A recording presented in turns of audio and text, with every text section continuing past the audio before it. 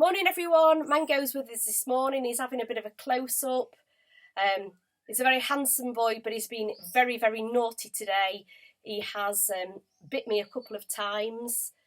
He likes to show who's in charge, but he doesn't realise he isn't.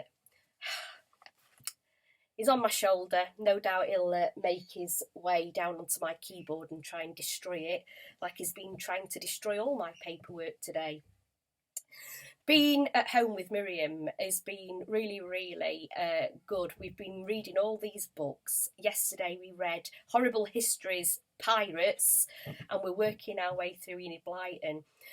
We are working our way through my favourite, The Magic Faraway Tree, with Moonface, who was my favourite character when I was younger.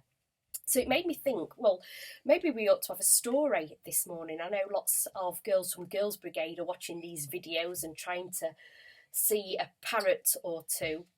And this is a wonderful story, The Three Trees. So I'm going to try and read it with naughty parrot on shoulder while showing you pictures. So this is a first. Once upon a mountaintop, 3 trees dreamed of what they wanted to become when they grew up. I want to hold treasure, the first tree said. I will be the most beautiful treasure chest in the whole world. I want to be a strong sailing ship, the second tree said. I will be the strongest ship in the world.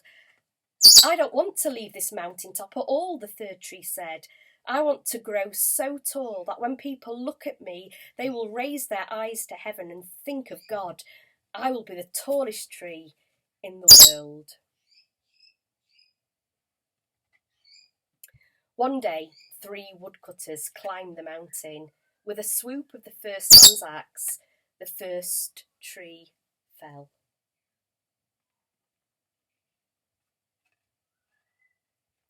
With a swish of the second man's axe, the second tree fell, and with a slash of the third man's axe, the third tree fell.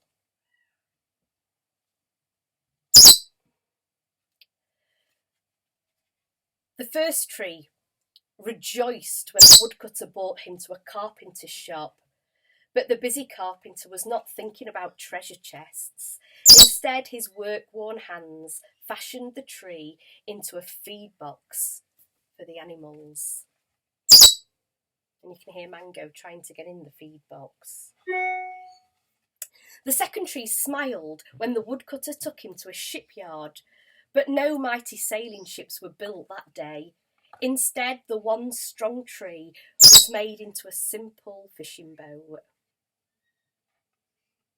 And the third tree was confused when the woodcutter cut her into strong beams and left her in the lumber yard. What happened, the once tall tree wondered. All I ever wanted to do was point to God.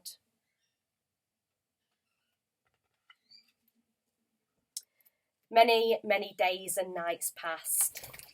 The 3 trees nearly forgot their dreams.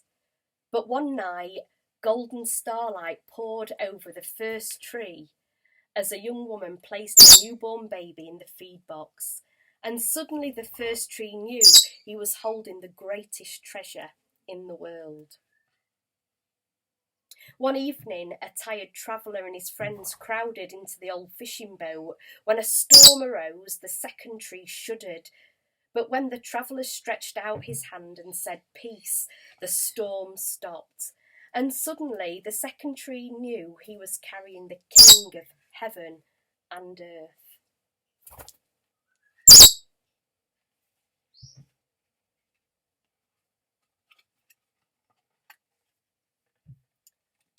On Friday morning, the third tree was startled when her beams were yanked from the woodpile.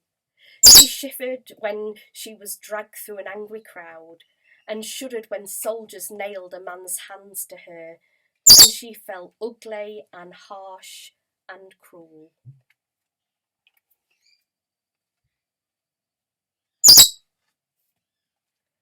But on Sunday morning, when the sun rose and the earth trembled, with joy beneath her, the third tree knew God's love had changed everything, and it made the first tree beautiful. It had made the second tree strong. And every time people thought of the third tree, they would thank God. And that was better than being the tallest tree in the world. So that was story time with Mango. Not the easiest thing to do, but it was certainly fun. So have a good day, and I'll see you for evening prayers tonight. Take care, everybody. Bye.